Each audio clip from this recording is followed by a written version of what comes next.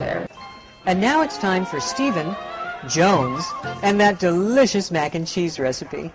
Stephen, can I put this on you? Absolutely. Thank you so much. These are our new aprons from my new product line, which is Phoenix Bloodline. Isn't this fun?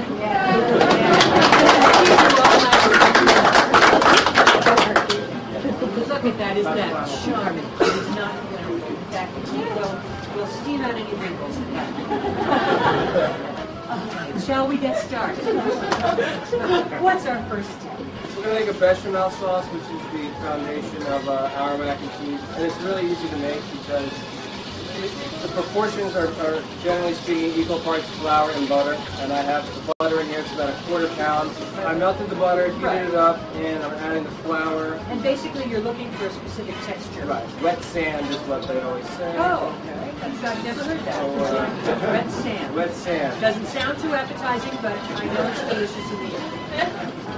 So, I think we're at the wet sand stage right there. Yes, you're very good. So the French, of course, codified everything that the Italians invented. And then, so we have blonde roux, then there's some brown roux, and then dark brown roux.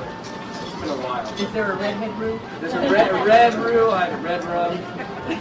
So after you cook the roux out for a couple minutes, we're going to add milk here. Now, is that scalded?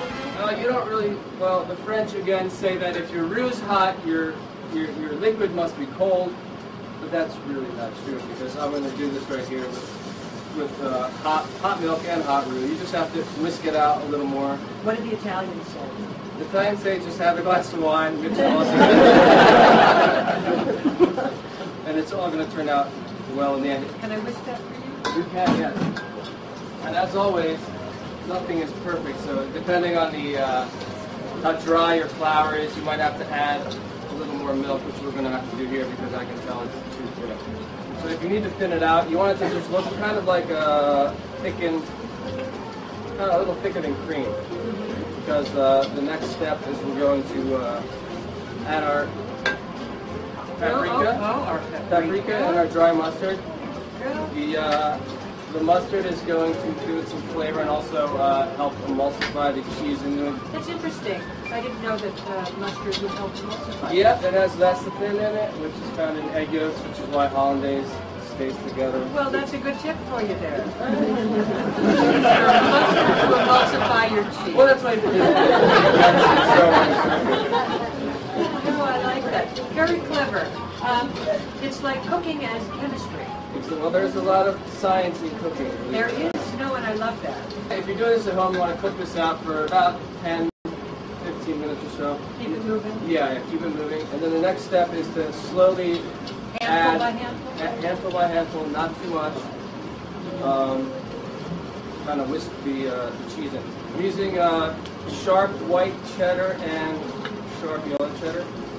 What about Gruyere? You could probably use Gruyere. What about Gouda? Gouda, you can use Gouda. Gouda, as the Americans say. That's right. I do so love cheese. Rally, I do. Now you can see it's starting to get shiny. It's starting to come together. It's starting to get a nice gloss to it, yes. So you can throw it all in there. Oh, Tabasco. Tabasco, yeah. Just a shot. That's good. Good. So we're going to add the cooked elbow macaroni to the cheese sauce. It's coming out pretty nice.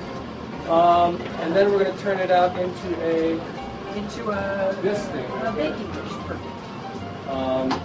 Good. And the good thing about this is you can make the sauce way ahead of time. If you have a weekend dinner party, it's pretty stable. Oh, that's good. And you can actually make it to this point also ahead of time. So if you're doing something on Saturday night, you can get it to this point Friday or Thursday, and then you just pop it in the oven. Cover it at first to make sure you get the heat in there because it's a very dense thing you're trying to reheat. And then that way you don't have to do any work on the day of your party. And then these are breadcrumbs. At the restaurant, we use panko that's toasted off, mixed with some Parmesan and butter. It just gives it a little more texture, and it'll also give it some color. Yeah, now the thing that I like about these breadcrumbs, and they really pile them on, Joe. Yeah. And that makes for a wonderful dish because you mix the breadcrumbs into the mac and cheese, and the texture becomes indescribable. It's just delicious. And how long do you bake that? If you're doing it like we did in this pot, it's not going to take very long. You just want to Brown the top. Yeah, 20 minutes. Right. It's good with bacon. It's good with pickled jalapenos. It's good with just mix all sorts of stuff. Yeah, but if you make it, make sure you also make a salad. When you have a lot of cheese. That's important. Yeah.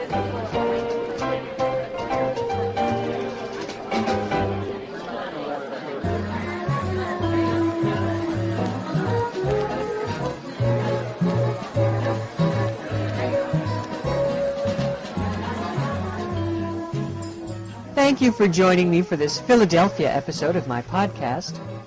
Next time you're in town, be sure and stop by Jones Restaurant for that delicious mac and cheese recipe. And don't forget about Foster's Homeware. Such fun things here. Also, keep Manna in mind the next time you're thinking about giving a little something to charity. They're a very worthy organization. Now, don't forget to come by BriniMaxwell.com and take a look at what we have to offer there. And remember, Felix Populi always has the perfect thing for your home. Thanks so much for watching, and come back next time. Bye now. The spirit is moving, traveling along. The spirit is moving.